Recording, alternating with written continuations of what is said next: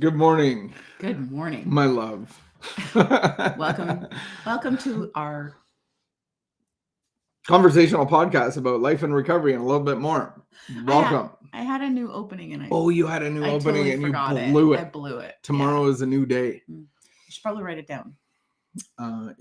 Or just commit it to memory. I was reminded today about things that clutter my life.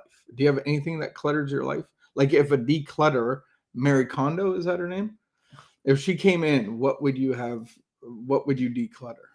Just literally Every I want to be one of those people that lives with less things. I get that. We're not a big just- collector of things, but they do collect. Yeah, it's like all of a sudden your closet is full of stuff. Like how do we have How? like Where does it that come many from? surfing trays all of a sudden? And Hmm. and then I have like my cedar planks. Like, why do I have so many of them now? Because you never throw them out. I never throw them out. I think that's the key to clutter is not throwing things out. I was reminded today because I bought in my little journey of food protocol, I decided to buy myself a new belt. I have literally been wearing a belt that I borrowed from a friend. It was a sleepover. I don't know why I didn't have a belt or whatever the consequence was. I borrowed a belt. You stole someone's belt in high school. No, I borrowed the belt. Stole someone's belt. I borrowed the belt in high school. Now it's a weird story because I don't remember why I had to borrow a belt. But anyway, I borrowed a belt. I'm sure it all made sense at the time, and I have worn that belt ever since. Whose belt is it? It's a great belt. Do you need to make an amends? I would not. I would rather not say the man's name. But I have been wearing that belt, and there's no amends. I forget the situation, but when you borrow somebody's belt, I'm sure it all made sense at the time. If you don't give it back, you probably owe an amends. I'm going to say maybe the belt was given to me, but yeah, maybe I should reach out and just ask about the belt. Like he probably doesn't even remember. So at any level, we were in the Montreal not that long ago, and we were at a jean place, and I decided that it would be a good idea to buy a belt. And I was like, I'm going to treat myself. I bought the perfect fitting belt. The guy said, like, this is the belt that you need. That I'm like, no, it's too small. And then it fit perfectly. And then I realized that this morning I have a little lamp and I have a hat on it. I took the hat off and I didn't realize I had 4 other belts there. One has a belt buckle, Denver Bronco belt buckle. That your son bought for you.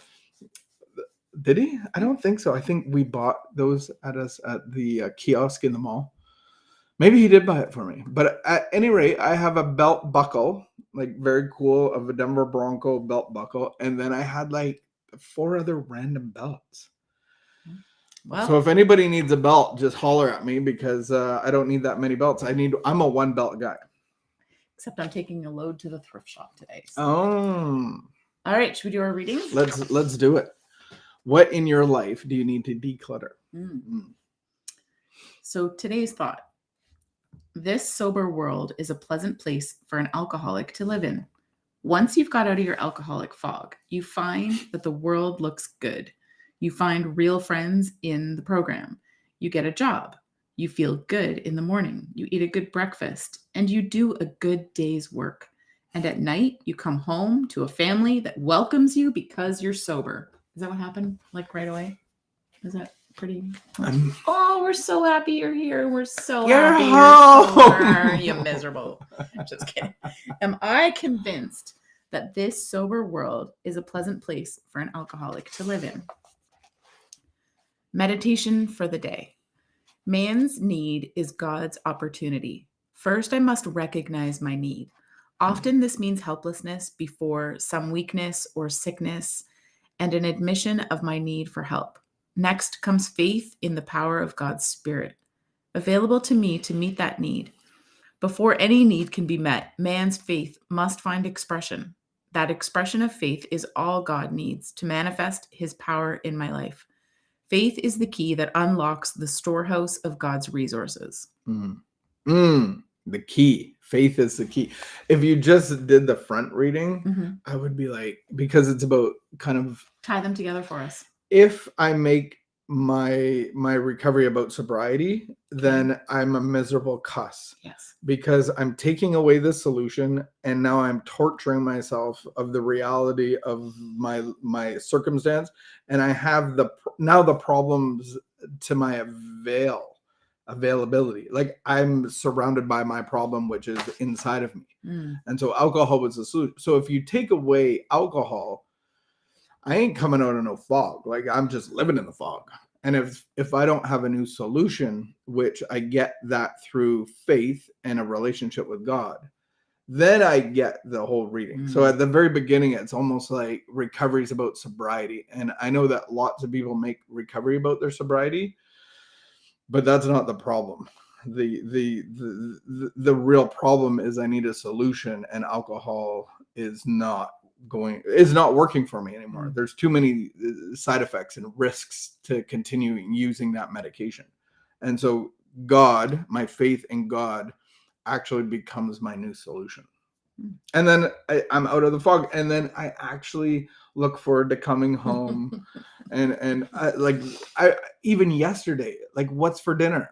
Oh, we don't know. Oh, let's go to Costco and have dinner. And I'm like, I don't want to go to Costco, but I feel like I'm not in this.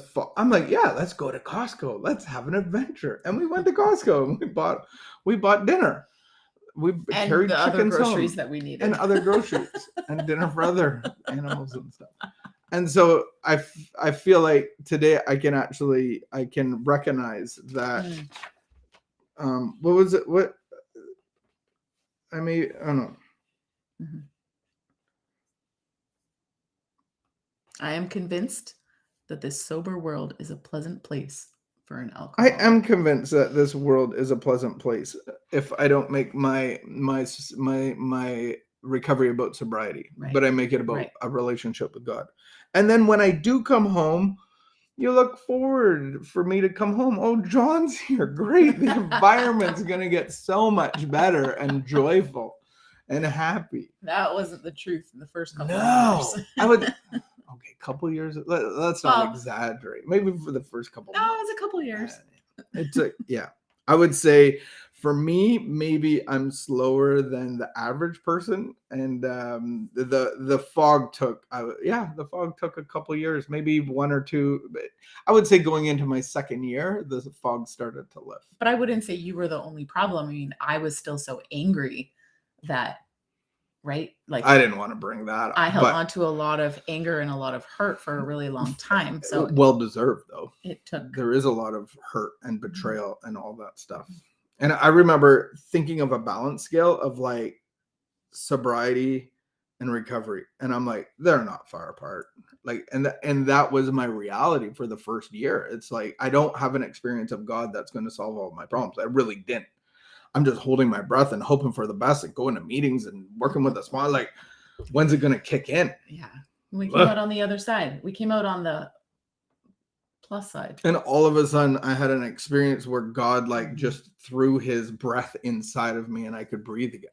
And I would say for the first time that this can be true for anyone who is feeling like there's just too many problems. There's just too much going on, that actually there is a solution. There is one who has all power, and that I think.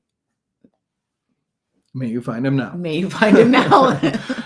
And we use a process called LifeLab, the 12 steps. All of that will lead you into a relationship with God. And today at noon, our friend Ian is going to share on relapse, fear, and trust.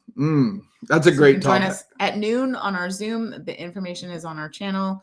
If you're looking at our social media, or just send us a message and we can send you the info. Should I read the prayer for today? Yeah, read it. I pray that I may first admit my needs. I pray that then I may have faith that God will meet those needs in the way which is best for me. Amen. Amen. And may God meet your need for love and acceptance and recognition and purpose. Amen. Until noon today or tomorrow, noon today. Keep the peace, be of good behavior, and we will see you in a bit.